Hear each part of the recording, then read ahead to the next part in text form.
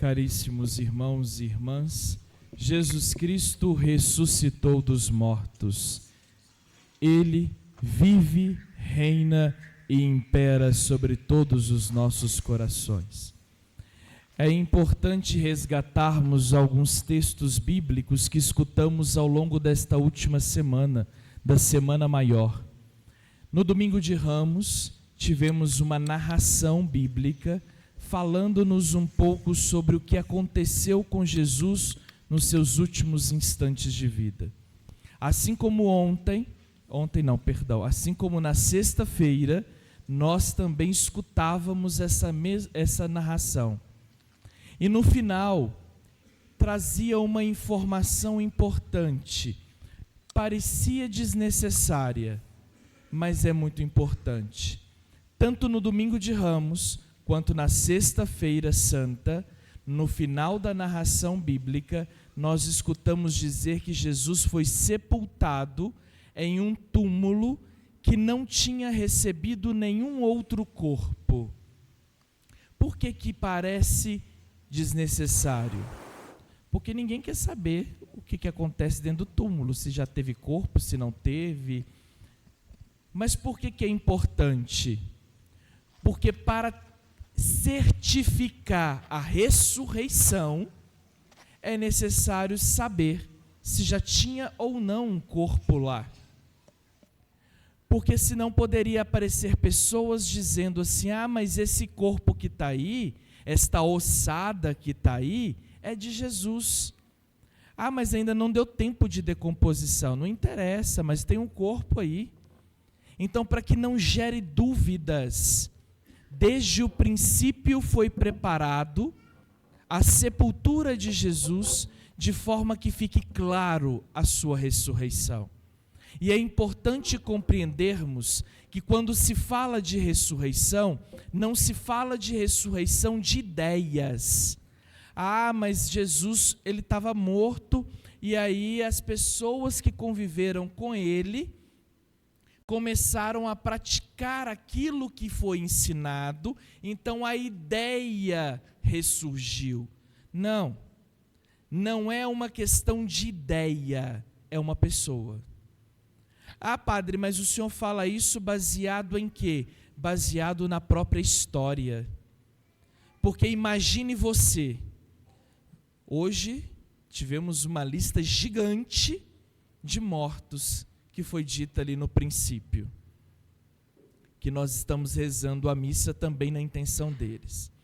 Imagine você viu a pessoa durante o velório, você viu ela lá no caixão, enfeitada, bonitinha, com as mãos no peito, e aí de repente você vê o caixão descendo lá no buraco, para debaixo da terra. Aí de repente passa 3 dias, você chega na casa da pessoa, aí eu vou lá consolar, porque coitada, perdeu um ente querido. Aí quando você chega lá, você está tomando café com ela, de repente o sujeito entra e fala, eu vim tomar café com vocês? Qual que é a sua reação? Não pode ser ideia. Porque se fosse ideia, as pessoas não criariam espanto, não geraria no governo do Império Romano uma tribulação tão grande ao ponto de que eles precisaram enviar tropas para verificar o que estava acontecendo. Se é só uma questão de ideias, as ideias passam, elas passam com o tempo, tudo vai mudando. Pode até parecer que não, mas as coisas mudam. Se formos olhar, por exemplo, no ano de 1500, mulher bonita era mulher gordinha. Quanto mais carne, mais bonita a mulher era. Com o passar dos anos, vai se compreendendo o que é obesidade. E aí o padrão de beleza vai mudando, a ideia de beleza vai mudando. As ideias, elas mudam de acordo com o tempo. Se Jesus fosse uma ideia, já seria uma ideia completamente diferente daquilo que aconteceu há muitos anos atrás. Por isso que os evangelistas tiveram cuidado de deixar claro: naquela sepultura nunca esteve nenhum outro corpo. O único corpo que ali se encontrava era dele. E aí, um outro detalhe foi nos colocado na sexta-feira pelo evangelista São João. Jesus, ele interrompe a ceia pascal judaica e vai para o jardim do Getsêmani. Lá no jardim, ele será entregue à morte por um beijo de Judas. Assim como lá atrás, no jardim, o homem caiu, agora Judas mostra a queda diante do Salvador, também em um jardim. E aí, segundo a narração bíblica que escutávamos na sexta-feira, o corpo de Jesus foi conduzido para o sepulcro, e em torno do sepulcro tinha um jardim. Também havia um jardim em torno do sepulcro, porque o antigo homem morre ali, e agora renasce pela ressurreição o novo homem, o novo Adão.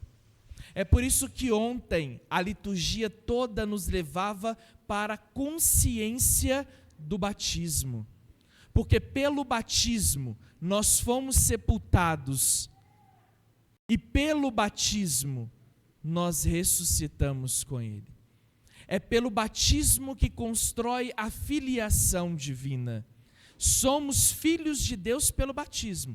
Por isso que tem famílias que falam assim: a criança acabou de nascer. Ô padre, abençoa. Não tem que abençoar. Não é filho de Deus. É criatura de Deus. Ah, padre, mas é meu filho. Não, não é seu filho. Deus te concedeu a tutela da criança, para que você possa desta criança cuidar. Mas cuidado com os pronomes possessivos. Porque um dia essa criança vai crescer e vai sair de casa. E vai construir a vida dela. Se é seu, por que a pessoa saiu de casa? Por que a pessoa agora tem uma outra casa? Por que a pessoa agora tem uma vida separada da sua? Vivendo lá. E você nem sabe se a pessoa chegou tarde, se a pessoa saiu cedo. Você não sabe para onde a pessoa está indo durante a semana. Mas não é seu? Você deveria saber. Você tem que saber de tudo. Se é seu, se é sua posse, é obrigação sua saber de todos os detalhes. Só que não é seu, é de Deus. Só que quando nasce como criatura. E aí é pelo batismo que se torna filho. Então a famosa tradição que nós temos, bença mãe, bença pai. Isso é depois do batismo, porque a gente só abençoa em nome dele, a bênção é dele, não é minha, não sou eu quem abençoo, não é o Teles quem abençoa, mas é o Padre Teles, pelo ministério que vem dele. O pai e a mãe, os tios abençoam, não é por causa deles, mas é por causa de Deus, por causa da filiação construída pelo batismo. No batismo fomos sepultados, no batismo ressuscitamos, e é no batismo que nos tornamos filhos. É por isso que vem toda uma construção pedagógica durante toda a Semana Santa, a Semana Maior, para compreendermos a ressurreição nos detalhes. Não adianta querer ver um espetáculo, é nos detalhes que percebemos a ressurreição. Nos pequenos detalhes, como por exemplo no jardim. A partir do momento em que ele ressuscita dos mortos em meio ao jardim, nós vamos perceber que Madalena vai confundir ele com o jardineiro. Por que ela confunde ele com o jardineiro? Porque tinha um jardim. Quem toma conta do jardim? O jardineiro. E aí nós vamos perceber alguns outros detalhes que em toda missa nós trazemos, mas nós não observamos. No domingo de Ramos eu explicava um pouco para vocês sobre a procissão de entrada da missa. Estão lembrados? Sim ou não? Ah, que bom. Hoje nós vamos ver um outro detalhe. Um detalhe que João nos apresenta. Madalena avisou para os discípulos sobre a ressurreição. Só que Madalena é mulher. E aí a gente precisa ter certeza se aquilo que ela está falando é verdade. Porque Madalena não tinha nenhuma presença masculina do lado. Então vai lá Pedro e o discípulo amado. O discípulo amado corre mais do que Pedro. Só que quando chega na porta ele não entra. Porque a primazia, a prioridade é de Pedro. O serviço de atestar a ressurreição, por mais que eu seja louco por ele, por Jesus, mas o serviço de atestar a ressurreição é de Pedro. Aqui a gente percebe uma coisa: eu posso amar, mas eu preciso respeitar, porque quem ama, respeita. Quem ama, respeita a posição do outro. Não é porque eu amo que eu vou passar à sua frente. Eu sei que foi a você que ele confiou essa missão. É a você, Pedro, que foi chamado para esta missão. Eu posso amar, eu posso ser louco por Jesus, mas foi a Pedro a missão confiada. Então existe a questão do respeito. Eu posso até chegar primeiro à porta, mas não cabe a mim entrar. Cabe a Pedro. A missão foi confiada a Pedro. E aí quando Pedro entra, Pedro vai perceber alguns detalhes que para nós hoje parece algo banal, mas para eles não. Quando Pedro entra, ele percebe que a faixa e os lenços que foram colocados na sepultura estavam dobrados. Só de perceber que os panos estavam dobrados, Pedro se retira e fala para o discípulo amado: ele vive, ele está entre nós. Mas por que disso? Porque pela tradição, é como um guardanapo. Se você está lá almoçando, e você está usando o guardanapo de pano, aí você usa, vai limpando a boca, e aí bateu a campainha, você teve que atender. Aí você pega o guardanapo e joga em cima da mesa. Significa que o seu funcionário, seu empregado, não pode recolher seu prato, porque você vai voltar, porque o pano foi jogado de qualquer jeito. Então significa que você não terminou a sua refeição, significa que você vai voltar para aquela cadeira, você vai voltar para aquela mesa. Agora, se você não vai voltar porque a pessoa que chegou, ela já está lá no carro te esperando e você já está atrasado, aí você vai dobrar o pano e colocar do lado. E aí o seu empregado sabe que ele pode pegar aquele prato e levar embora, porque para lá você não vai voltar. Então, quando ele deixa as toalhas, os panos dobrados, é porque ele já deixou claro: para este lugar eu nunca mais volto. Eu não pertenço à morte, eu pertenço à vida. Para cá eu não retorno. É por isso que todo aquele que crê em Cristo não retorna para a morte, não conhece a morte. Padre, mas o tanto de mortos que a gente já rezou aqui hoje, que foi falado os nomes, eles só não estão fisicamente conosco, mas se eles creram em Deus em vida, se eles testemunharam em vida a crença em Deus, eles estão com Deus. A gente tem que parar com uma outra coisa que a gente alimenta. Às vezes as pessoas não valiam nada em vida. A gente fica xingando, mas fulano não presta, fulano faz isso, fulano faz aquilo. Aí de repente chega a notícia, fulano morreu. Nossa, gente, fulano era tão bom. Fulano era um anjo. O que agora vai ser da casa de fulano sem fulano? Vamos parar com as hipocrisias? Porque não é pelo fato da pessoa ter falecido que a pessoa se torna santa. A santidade se dá pela vida da pessoa aqui. É aquilo que foi dito ontem na homilia. Quais são os rastros de santidade que estamos deixando? É isso que diz se somos ou não santos. Não adianta pensar na santidade porque morreu. Ah, morreu, agora é santo. Não. Continua do mesmo jeito. Se era capeta em vida, continua capeta depois da morte.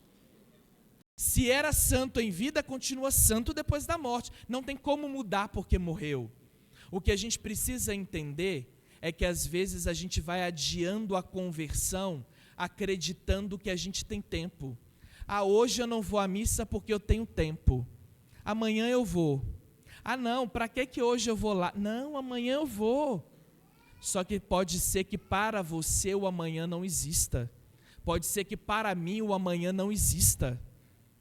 E quem adia demais a conversão, adia demais o encontro com Ele, com o ressuscitado. Ah, padre, mas eu rezo em casa. Mas ele não vive solitário.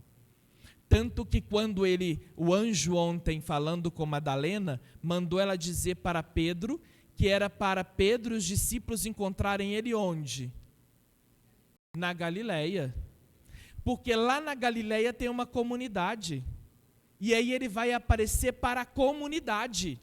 Não é para um sujeito, não é para uma pessoa que diz que reza em casa.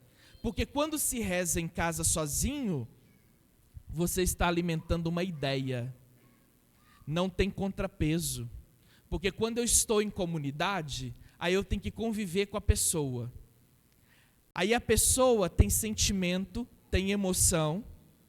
A pessoa é livre para fazer as suas escolhas. E aí se eu viro para a pessoa e falo assim, lambe o chão. Você vai lamber? Não. Aí nesse momento vem a frustração. Mas eu mandei ela lamber o chão e ela não me obedeceu. Aí começa a briga. Vai, lambe! Não, não! E aí começa. Isso parece algo banal, mas esses atritos é para mostrar que eu não sou senhor dos outros. Cada um é senhor de si. Cada um tem o seu jardim para alimentar, para cuidar. Cada um traz consigo o seu jardim. Agora, se eu estou em casa sozinho, eu não vou ter essa divergência. E aí eu começo a alimentar na minha cabeça que Jesus me ama tanto, tanto, tanto, tanto, que só existe eu no mundo. E aí, sem perceber, eu vou passando por cima dos outros, como um trator. Não, mas eu não fiz nada, porque Jesus me ama. Eu sei porque eu converso com Jesus, eu rezo para Jesus. Mas é porque não existe a vida de comunidade. Durante todo o momento, Jesus viveu em comunidade. Mesmo tendo atrito, mesmo tendo Judas, e ele sabendo que Judas iria traí-lo, mas ele não desistiu de Judas. Ele sentava à mesa para comer com Judas, mesmo sabendo que Judas era o traidor. Porque ele nunca desiste de nenhum dos seus filhos. É por isso que não se deve pensar que Jesus é uma ideia, porque alimentando isso se prende em casa e esquece de viver em comunidade. E aí vem um detalhe importante que nós trazemos em todas as missas, que eu havia falado para vocês. Os panos que estavam presentes no nascimento, que estavam presentes na morte, também estão presentes na ressurreição. Se você pegar lá a narração bíblica de Lucas, onde São Lucas vai nos falar sobre o nascimento de Jesus, São Lucas vai dizer que a mulher, ou seja, a mãe, pegou a criança recém-nascida e enfaixou-a e colocou numa manjedoura. Depois Lucas vai nos contar, lá no final do seu evangelho, que quando retira o corpo do Salvador da cruz, o corpo também é enfaixado e é sepultado. Esta mesma faixa nós trazemos na missa, que se chama sanguíneo. E aí eu peço um dos ministros para pegar o sanguíneo e mostrar, por favor.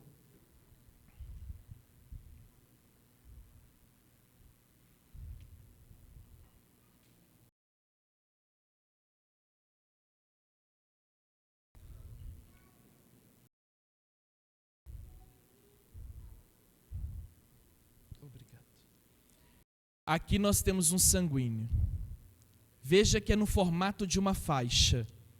A mesma faixa que cobriu o menino quando nasceu é a mesma faixa que cobre o corpo dele quando morto e é a mesma faixa que é dobrada e colocada na sepultura para dizer que ele está vivo. A mesma faixa nós trazemos dentro das nossas celebrações. Assim, muito obrigado. Da mesma forma que nós temos um outro pano, e veja que o nome dele é sanguíneo, vem de sangue. O corpo estava ensanguentado. Não é simplesmente, eu vou limpar a boca, coisa. Não, isso não é para frescura do padre. Tem um sentido. Da mesma forma que também na liturgia católica você vai encontrar um outro pano que era coberto a pedra onde colocaram o corpo que foi enfaixado. Ele é maior. Abre para mim, por favor.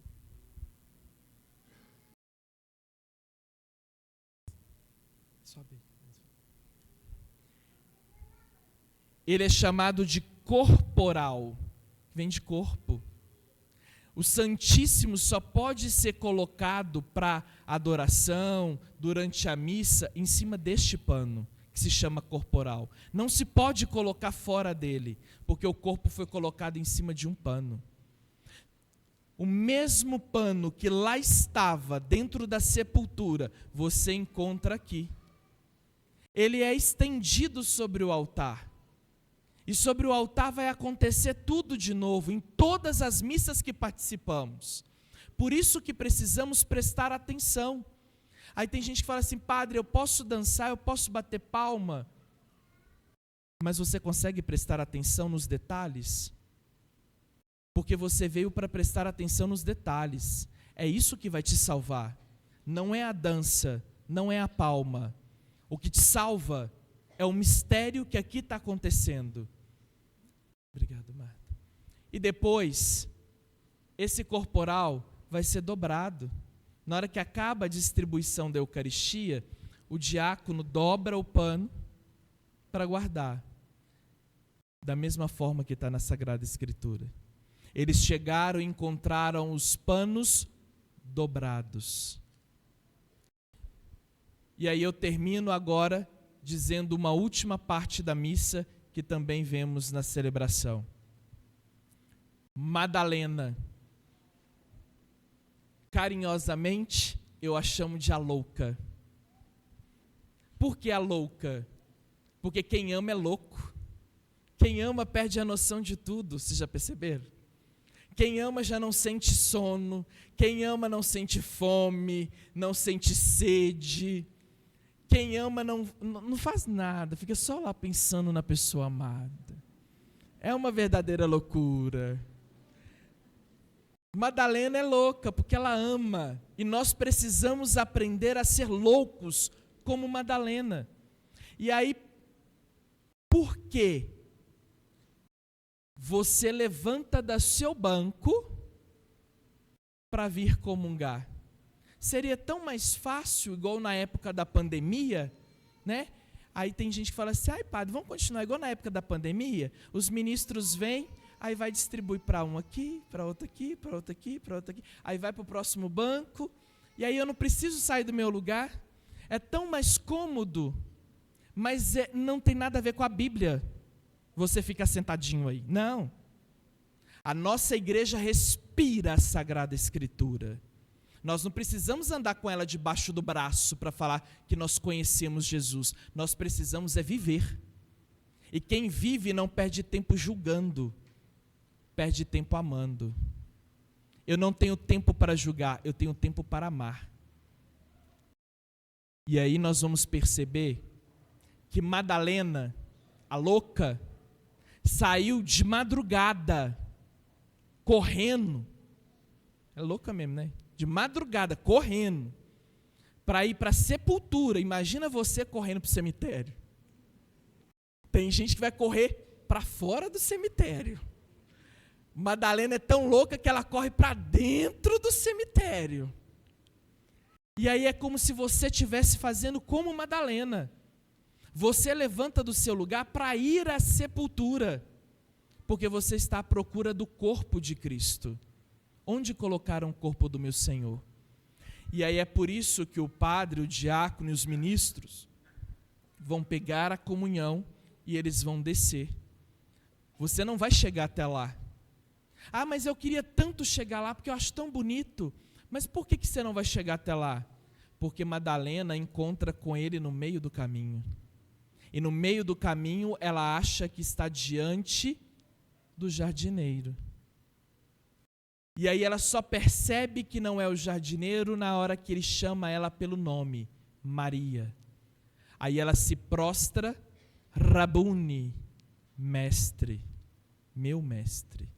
É por isso que nós levantamos dos nossos lugares, fazemos as filas para poder pegar a comunhão. E aí quando nós recebemos, o ministro vai dizer, corpo de Cristo. Onde colocar o corpo do meu Senhor? Está com você agora. Você agora será um só com Ele. É por isso que não rezamos e ficamos em casa. É por isso que convivemos em comunidade. É por isso que vivemos em comunidade. Porque Cristo vive em comunidade. Que possamos compreender que a ressurreição não é um show pirotécnico, não é carro alegórico para anunciar, mas são pequenos detalhes que vão nos apresentar a ressurreição do Salvador. Quer fazer o encontro pessoal com Jesus? Participe dignamente de uma Santa Missa. Preste atenção em cada detalhe, em cada oração, em cada leitura. E no momento em que você receber o corpo dele, você vai compreender que naquele momento você e ele se tornaram um só. Louvado seja nosso Senhor Jesus Cristo. Para sempre seja louvado.